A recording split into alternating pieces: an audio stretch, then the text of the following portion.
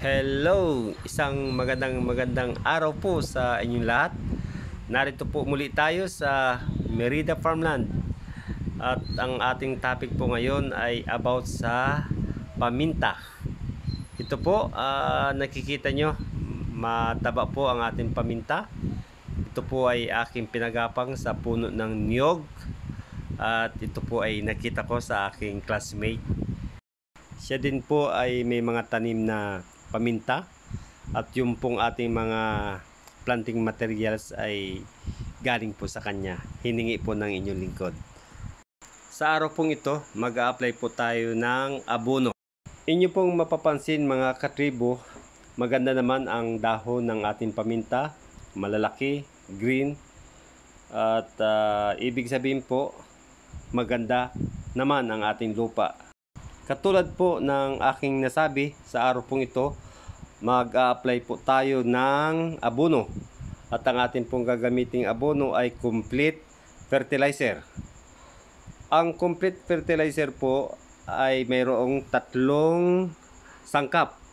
At ito po ay mas kilala din po sa 14-14-14 or NPK. Ano naman po ang ibig sabihin ng NPK? Ang NPK po ay kumakatawan sa, yung N po ay nitrogen, yung P ay phosphorus, at yung namang K ay potassium. Napaka-importante po ng NPK sa halaman. Dahil ang NPK, ito po yung pangunahing pangangailangan ng ating mga tanim. Ang benepisyo po na nakukuha ng halaman sa nitrogen, siya po yung nagpapataba ng dahon at nagpapa-green.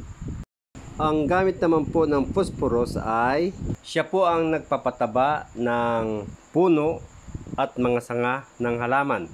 Nagpaparami din po siya ng mga ugat. Bakit po tinawag na complete fertilizer or triple 14? Ganito po yan mga katribo. Yung pong 14 ay naga-represent sa NPK. And every 100% meron ka pong 14% na nitrogen, 14% phosphorus, at meron ka pong 14% na potassium. Kaya po siya ay tinawag na complete fertilizer. Dahil present po yung 3 sangkap na kailangan ng ating mga halaman. Mayroon pong 4 na klase sa pag-a-apply po ng abono sa ating mga halaman. Ang una po ay side dressing. Ito po yung ating pong binubudbud yung abono sa palibot po ng puno ng ating mga halaman. At least 2 to 3 inches away. Ang pangalawa naman po ay drenching. Ito po yung tinutunaw natin yung abono sa tubig.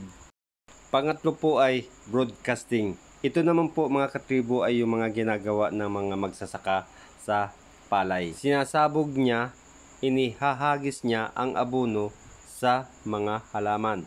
At pang-apat naman po ay basal application. Ang basal application naman po ay during land preparation. Sa pagtatanim, inihahalo na po nila ang abono sa lupa at papalipas po sila ng mga 1 linggo bago po sila magtanim. Sana po ay meron kayong natutunan sa ating maikling topic. Salamat po!